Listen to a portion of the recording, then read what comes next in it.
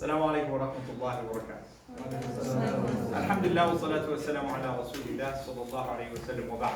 So, action-packed day today, mashallah. We have a lot to do, a lot to cover. And we spoke about Tawheed, right? We had 3 separate important sessions about what it means to single out Allah in worship. And we said that we have 3 categories in our discussion about Allah, about our faith. That Allah is the eternal, only living creator, subhanahu wa ta'ala. يَخْلُقُ مَا لَا تَعْلَمُونَ. He creates even that which we will never come to know. So Allah is Rabbul Alameen, the Lord of all existence, the omnipotent, the all-powerful. At the same time, because we understand this, we know that Allah subhanahu wa ta'ala should only be the one that we serve. So we give our ibadah, our service, our worship, which is in the form of love, fear, and hope in Allah, in a way that nobody else deserving of it. And we said that ibadah is defined as ismun jami'. It's a term that means everything we do, we say, we believe in our hearts that is loved by Allah. And the only way we can know what that is because our Prophet ﷺ taught that to us. He told us this is what Allah loves. This is what He lived His life as being, to show us the love of the things that Allah loves of us, subhanahu wa ta'ala. And that we said that ibadah is an act of devotion that is reserved only for the one who is deserving of it. But as important as it is to learn about who is Allah, equally important is who is not Allah. And we said that the way to identify that is through the names and the attributes of Allah, which is the 3rd category. So I know as a Muslim that Jesus is not God, because Allah is defined as the ever-living. So if you self-admittedly, which is not true for us as Muslims, that Jesus died, you're in fact admitting that He can't be God, because it's blasphemous. If God dies, what happens to the world? What happens to existence? So therefore we know who is Allah by knowing who isn't Allah. What are the things that can't be Allah? And those are differentiated with His names and attributes, subhanahu wa ta'ala. Today we're going to talk about shirk. And we're going to have 3 sessions on shirk. What does it mean for a person to choose other than God, willfully choose other than God? And I want this to be very clear from the very beginning. To be a mushrik, it's intentional. It's not that you didn't know, because if you don't know, you're not held accountable. Shirk is accountable once you understand that who is Allah and you choose other than Allah.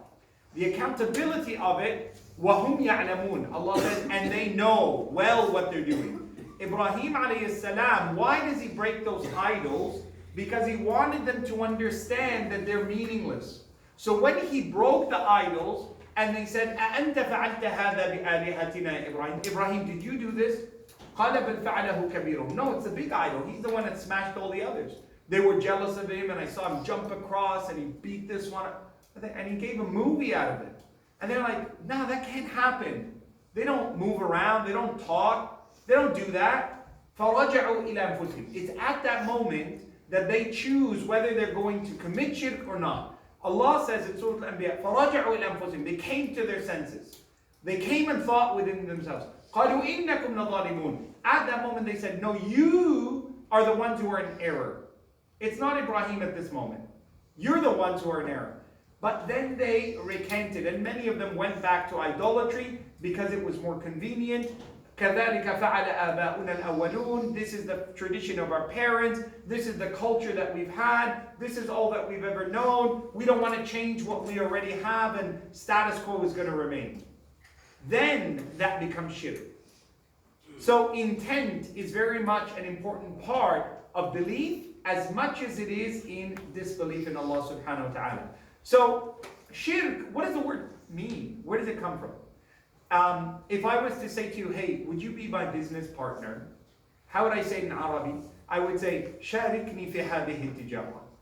Would you be my partner in this business venture, in this tijara, in this commerce? Musharaka is to enjoy. شاركني في الطعام. Come, enjoy this food with me. Let's eat it together. Why does a person need a partner? Well, 2 very important reasons. The first reason is I can't do it on my own.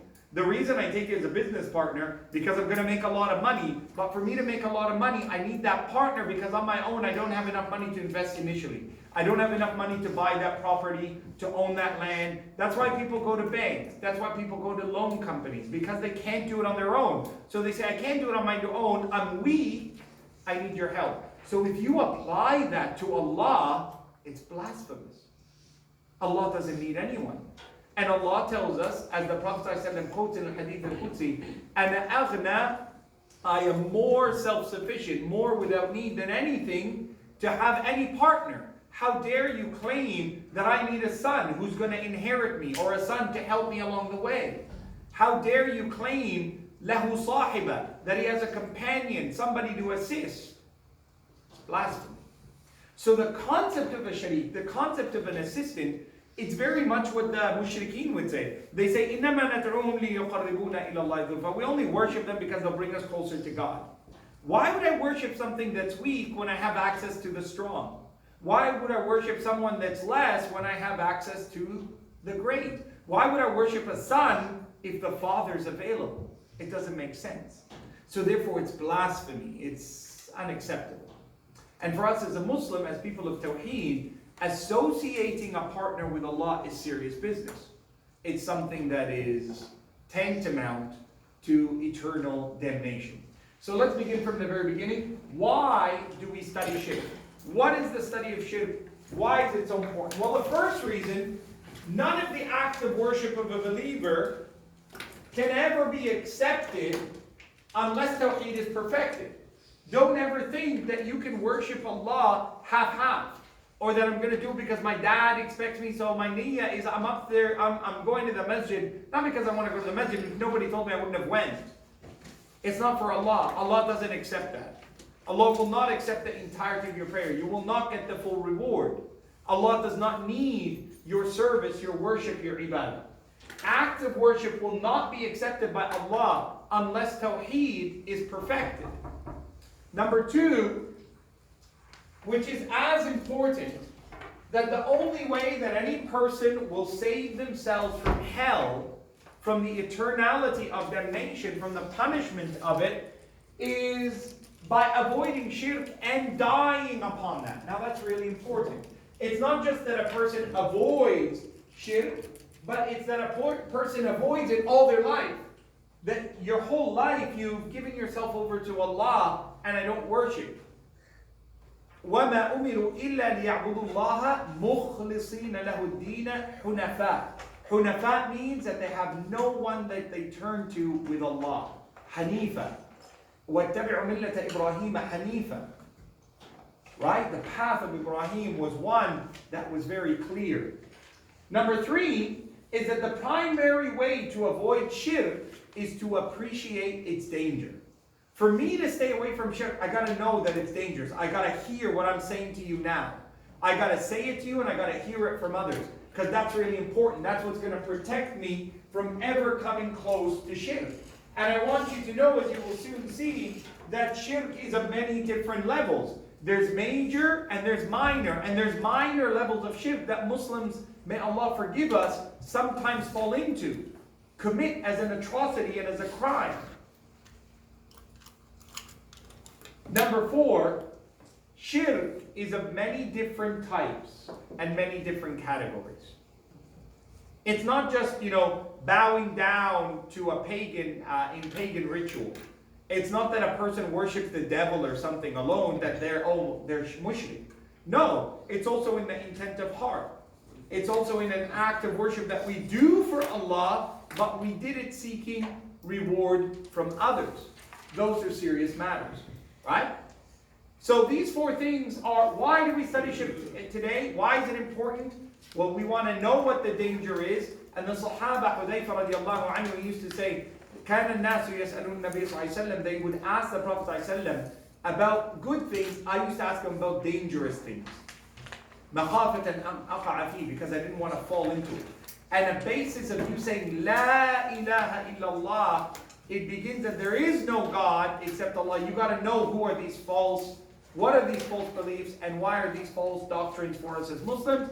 Illallah, which then allows you to come to a realization why Allah is Allah to us. How do we define shirk? Very general. Just like how do we define worship? It's very general. Shirk, the essence of shirk, and continue with your notes with this inshallah, is you give Allah's right to other than Allah. Something that only Allah should have, that you gave it to other than Allah. I should only make dua, invoke, supplicate, call out to, seek help from Allah, from God. Why would I seek it from something else when it's only He who's able? So if I turn that over to something else, I'm committing an association with Allah, which is, in essence, me saying Allah's not enough for me. That something else can love me more than Allah to help me. That something else is more fearful for me than Allah, than the fear that I have for Allah. And Allah says, فَلَا تَخَافُوهُمْ وَخَافُونِي. Don't fear them, but rather fear me. Right? Something that only Allah should have, that is given to other than Allah. Intent, obedience, fear, love. يُحِبُّونَهُمْ كَحُبِّ اللَّهِ. They love it the way Allah, in a way that only Allah should be loved. Right? If that's the case, if that's what the definition of shirk is, then to believe or to claim that an object, a thing, can increase me, bless me, has the power to help me, is a level of shirk. If I was to believe that an object can assist me and that the source of its power isn't Allah, but it itself, that this ruby, you know, sometimes you walk into shops and they're like, oh, we sell stones. These are healing stones. If you put this stone in the west corner of your room, and you put this other stone, and this stone is from granite, and this stone is lapidus, and this stone, they have energies. These stones heal you, protect you. If you believe that, that's shirk. It's an aspect of shirk. To believe that any object, living or unliving, has the power to bless me, to heal me, to cure me, leads to shirk. If I was to worship, another aspect of shirk, another part, to prostrate or make dua to other than Allah is shirk. If right now I say, Ya Muhammad, help me, and I call out to the Prophet ﷺ, instead of saying, Ya Allah, it's unacceptable. Because Rasulullah ﷺ, his ability to assist us after his life is severed in that sense. The Prophet ﷺ cannot come to my aid. That isn't the orthodox belief that we have as Muslims. Number 3, to claim that an object knows something, somebody or something knows something about the future, or can has knowledge that is like the knowledge of Allah, is shirk. It's a level of kufr. So just say you open the paper and you say, I'm going to read the astrology section, and it says, hey, you're born in November. We're in the month of November. You're born in November, which means that you're from this star sign. That means you're going to have a good year, or you're going to have a good month. This is a good month to buy a business. This is a good month to buy a car. If you believe that, if you believe that somebody can say that to you, that's a level of shirk, because that knowledge is only for Allah. In fact, the Prophet ﷺ, Allah says to him in the Quran to say to the people, قُلْ لَوْ كُنْتُ أَعْلَمُ الْخَيْرَ لَاسْتَكْثَرْتُ لَوْ كُنْتُ أَعْلَمُ الْغَيْبَ لَاسْتَكْثَرْتُ مِنَ الْخَيْرِ وَمَا مَسَّنِيَ السُّوءُ. Say to them, O Muhammad, if I knew the future, I would always ensure that good things happen to me. And no problems, whatever. I would have said, hey, let's not go to Uhud, guys. It's going to be a bad day. That's what I would have said. I would have said, Hamza, listen, stand next to me because there's a guy, you know. The Prophet doesn't know the future. The Prophet ﷺ doesn't know what was to come. And Allah says to him that he didn't even know that this faith would come to him. وَمَا كُنْتَ تَدْرِي مَا الْإِيمَانُ وَالْكِتَابُ. You didn't know faith was going to come to you, that you would be chosen. So the Prophet ﷺ is a demonstration. As high as he is, he doesn't know. If you were to ask Jibreel right now, when is the day of judgment? He'd say, that the one asking me and the one being asked, we don't know any different to each other. Only Allah knows. So anyone that pretends that they have knowledge of the unseen, shares these kind of ramblings, it's a level of shirk for somebody to believe it, to go to them intending to believe it. It's something else when somebody says something and you're like, yeah, that's nonsense. That's a different story. Summary. Whenever any specific right of Allah is given to any other object, and I use the word object to mean living or non-living, animate or inanimate, moving or just a rock even, whether it's real or imagined, whether it's a real thing, a real person, or it's an imagined thing, right? Because people will imagine spirits, but Jesus was a real person, right? Anything that people believe, whether it's living now or not, whether it's an animate or inanimate object, whether it's real or imagined, anything that's given to them that only Allah reserves the right for is shirk, is a level of shirk. And there's different levels to shirk. Some of the shirk is kufr, leads you away from Islam. That if you believed it or held in your heart, then you're no longer a believer in Allah. The Prophet ﷺ says, "Man ata kahinan aw arrafan," the one who comes to somebody who's a soothsayer, says that they know their fortune in the future. The one who goes to an astrologer, somebody who star signs and all this, and asks them, وَصَدَّقَهُ فِيمَا يَقُولُ, and believes in what they said, فَقَدْ كَفَرَ بِمَا أُنزِلَ عَلَى مُحَمَّدٍ. They've disbelieved in the Quran that was revealed to Muhammad, the Sunnah that was given to me. Sallallahu alayhi wa sallam. Alright. This is an important screen. It'll come on your final exam, and I want you to be able to work through it and be able to define it and label it. So we said that we know Tawheed is of 3 levels. We're going to recreate those 3 categories, and we're going to see that shirk can come and affect those levels of Tawheed. So the first level of Tawheed is rububiyyah. There can be shirk in rububiyyah. What did we say rububiyyah was? That Allah is the Lord, the mighty, the creator, the knowledgeable, the sustainer, the one who has power, the one who has all of these attributes. Well, hold on a second. There are people who make shirk by association. That they'll claim that something else is equal to Allah. They will believe in Allah, but believe something else is equal to Him. And there are people who believe in the Trinity. There are people who believe in multiple gods, and so on and so forth. Right? That is shirk by associating something with Allah. You've joined something with Allah. You're not saying Allah isn't knowledgeable. You're not saying Allah isn't powerful. You're saying that there's something else with Him that's equal to Him, or maybe lesser than Him, but has power like Him. The second part of shirk and rububiyyah is shirk by negation, where you take something away from Allah. And you say, no, it's not Allah who's the only one who knows. Allah's not the only one who's all-powerful.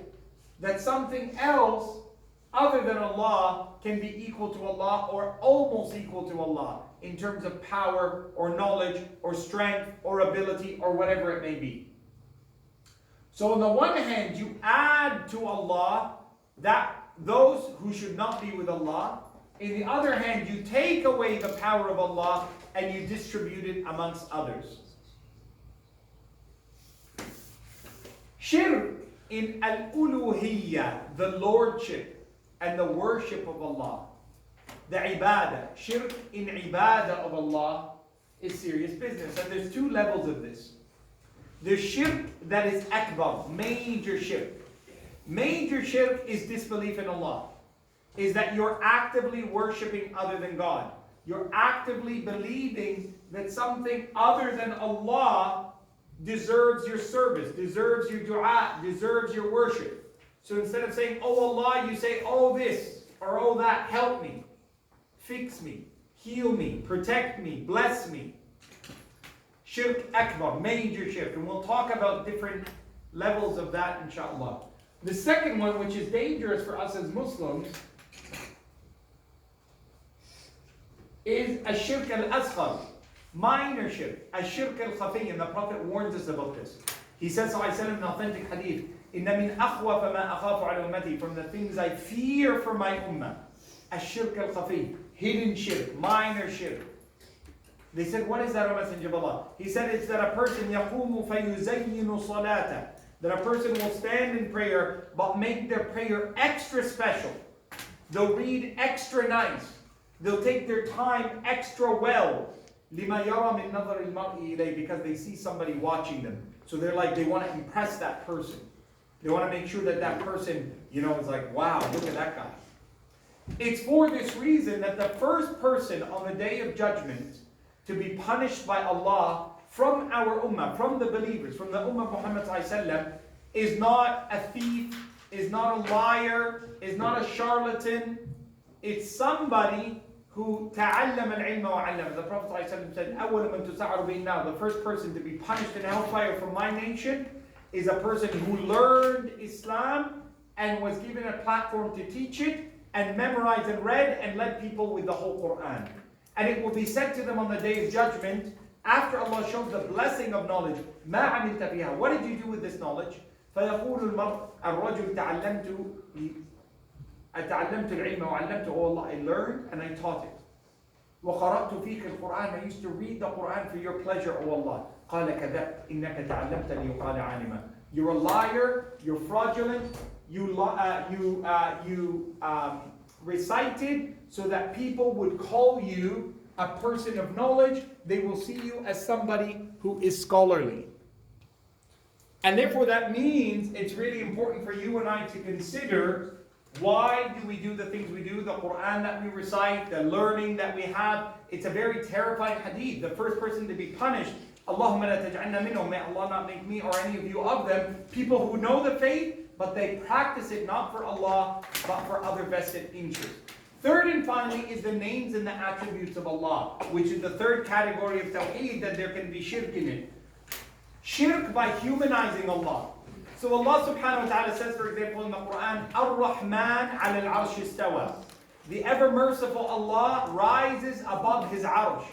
If you say Allah sits on a throne, that's shirk. That's humanizing Allah. Allah doesn't sit. Allah doesn't need support.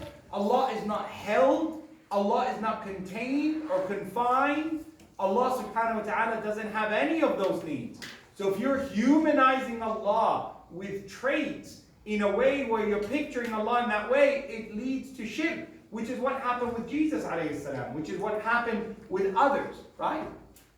Finally, shirk al-asma'i wal-sifat, shirk by making others like Allah. It's not you're humanizing Allah, but now you're making humans like Allah, which is the opposite way or the inverse way, where you say that, these are godlike creatures and, they're so knowledgeable and, putting them in a way that leads people into shirk and giving them powers and abilities, whether it's, this guy, he knows the future, he's holy. Or if I get sick, if I just touch him, I'll get better. No, nobody has that, right? Only the Prophet ﷺ, after that, it's not established for anybody else that, they're the sense of the spring of healing and things of this nature. And we'll talk about that in detail in the coming days, inshallah. What are the dangers of shirk? Well, the first danger is it's unforgivable. So if a person knows Allah and chooses intentionally to worship other than Allah, associate other than Allah, it's unforgivable. I want you to know that all sins are forgivable except shirk. إِنَّ اللَّهَ لَا يَغْفِرُ أَن يُشْرَكَ بِهِ. What does it mean, forgivable? It means that even without asking, Allah may still forgive me and you for things He knows that we did wrong, but He excuses us for it. Or He's able to forgive us out of His magnificent generosity and rahmah subhanahu wa ta'ala. An example of this are people who have committed major sins that the Prophet talks about in the Quran. May Allah protect all of you. Our women in Islam, the Prophet talks about a woman who is a lady of the night. She used to give herself over to men for profit. The only reason she was doing this, she believes in Allah, she knows it's wrong, and she's not doing any other good deeds in her life. And she's been abused her whole life. This is why she's in that condition. She's been treated like an animal, and she's been taken advantage of. And there's no other way for her to have her ends meet. Allah knows why she's done what she's done. But you and I, when we look, we say, this person, they're disgusting. They're never going to Jannah. They're people, home wreckers, and may Allah forgive us for having that. So the Prophet corrects that perception. He wants you to know that there might be somebody who's doing something so much worse than you publicly, but privately, between them and Allah, they have redemption. So the Prophet said that this woman who's doing this atrocity, she sees a dog, yalhab, so thirsty that it's licking the ground, licking the air, trying to find any liquid. It's so hot. And everybody walks by it, they don't notice that dog. Because if you haven't been treated like a dog, you don't notice it. But she's been treated like an animal. She's been treated with oppression. So she can see the need of the weak. So she says, I'm going to give this dog water and food. And there's no place to get it except she has to go down into a well. And when she goes down, she has nothing to put the water in except her shoe. Her shoe was watertight. It's a khuf, a leather shoe. So she filled it, puts it in her teeth, and climbs back up, carrying that water for this dog, and then she gives it to the dog. فَشَكَرَ اللَّهُ لَهَا. Allah thanked her for that. فَغَفَرَ اللَّهُ مَا تَقَدَّمَ مِنْ ذَنْبِهِ. Allah forgave all of her sins. Compare that, a person who has that sin in her life, to a scholar who's being punished by Allah for misapplying their knowledge. Look at the difference, right? So shirk, it's danger, it's unforgivable. Allah will not forgive you. If you're doing something that should be for Allah and you do it for other than Allah, don't expect that Allah will forgive you. Right? Shirk is a barrier between a person and hell and Jannah. It stops a person from gaining admission to paradise knowingly. Shirk is for us so evil that it destroys a person's good deeds. So if I was to go upstairs and pray, and in my heart, I'm praying to Allah, but in my heart it's like, man, when's this going to get over with? This is just, they always make us pray every day, whatever. In my heart, it's not for Allah. I get no reward for the prayer, even though I made wudu and I stood up and I followed the imam. And maybe in the last 10 seconds of the prayer, I calmed down and I had a moment with Allah. I might only get that as a reward. The rest of it is forfeit. لَإِنْ أَشْرَكْتَ لَيَحْبَطَنَّ عَمَلُكَ. If you commit shirk, if you join others with Allah, your deeds are forfeit and will be erased and diluted. Finally, if a person dies in a state of shirk, then their Muslim family and relatives stop making dua for them. So right now, just say, we have a non-Muslim and we're making dua for them. May Allah give them good in this life, good in the next life, protect them from Jahannam. But at the end of the day, they die and we don't know if they're Muslim or not. We never heard them say, I'm a Muslim. They didn't come to submission to Allah. We stop making dua for them. Not that we say, oh Allah burn them or oh Allah hurt them. No, we just stop asking Allah for His mercy because it's no longer within our hands. It's no longer within our decision. So we leave them to Allah. What Allah knows of their heart, of their deeds, is what Allah will reward them or punish them for. So we stop it. But for a believer who dies, we continue to say, oh Allah, forgive them their sins. Oh Allah, they tried to be a good Muslim. Oh Allah, we know they were practicing prayer. There were days they were made mistakes. Oh Allah, forgive them, Ya Allah. Right? There's a difference. That's a major difference. Those are important things to keep in mind. Shirk is unforgivable in the sight of Allah. إِنَّ اللَّهَ لَا يَغْفِرُ أَن يُشْرَكَ بِهِ وَيَغْفِرُ مَا دُونَ ذَلِكَ. He can forgive anything under that.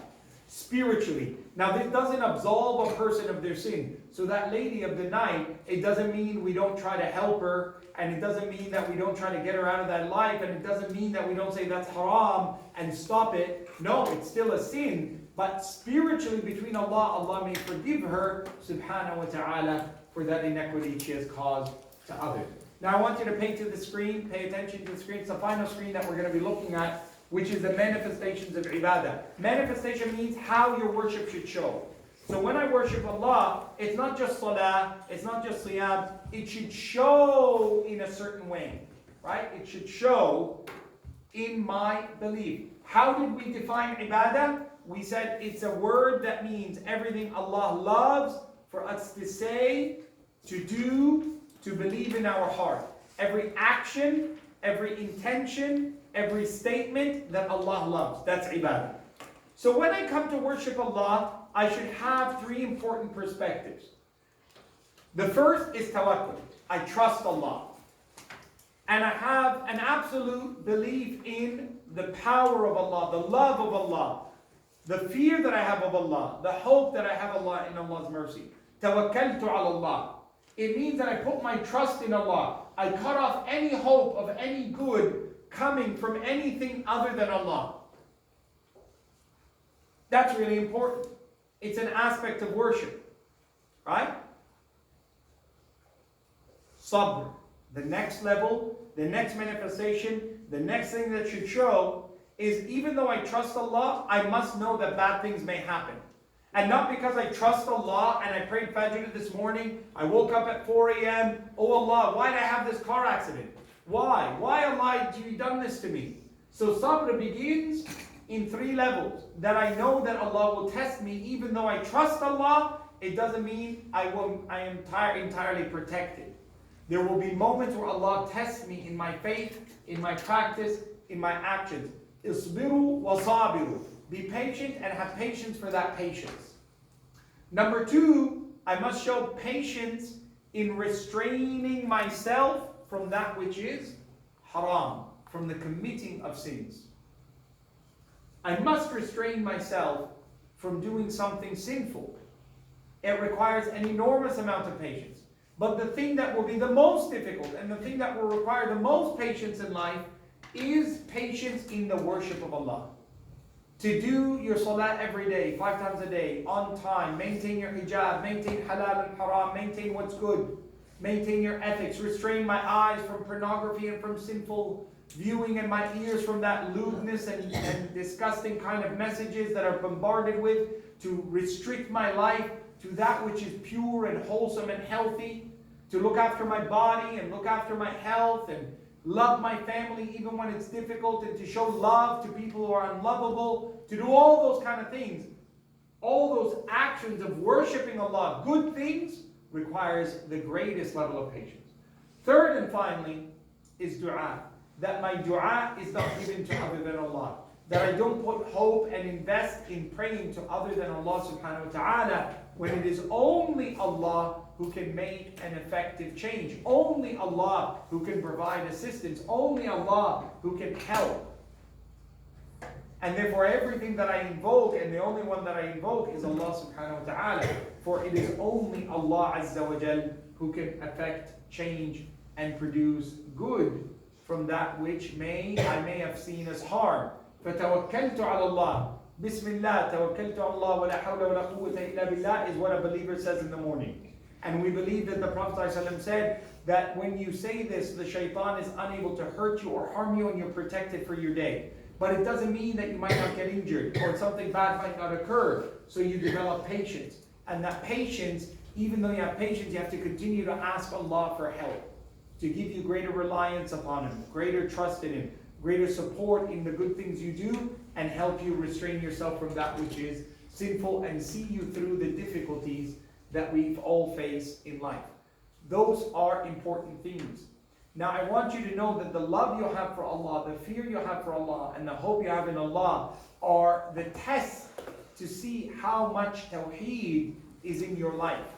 So if I fear something in a way that only Allah should be feared, just say I'm coming now, just say I work, and I'm like, no, I'm too scared to ask for half an hour extra lunch on Friday to pray Jumu'ah. I'm too scared. If I ask, they might not keep me on. And if they don't keep me on, what am I going to do for money? And all of a sudden, I've ignored the order of Allah because I'm afraid of what? Losing money. That's a level of shirk.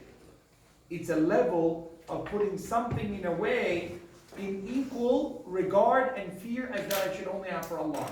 If I'm a believer in Allah, I know my rizq is with Allah. Rather, I should come up with a different way. I should say I'm going to come in an hour early and start my work early, ask them for less than the time that I've already given them, a half an hour on Friday, so that I can fulfill my act of worship and be honest about it. It's not that I put Allah second and put my wealth first. It's not that I put Allah second and I put my family first. No, it has to be that Allah is always first and a part of everything else in my life, so that I am a person who has honored Allah in the way that He should be honored. So that will become a part of our next discussions. The next time we meet, we're going to talk about some of the other forms of shirk, such as isti'adha, isti'ana, and istighatha. To seek help with something. Is it possible I say, oh my God, can you help me? Can you pass that to me? Is that wrong? Obviously it's not wrong. I can't ask, oh Allah, send me someone to shift the desk. I just ask you, can you shift the desk, right?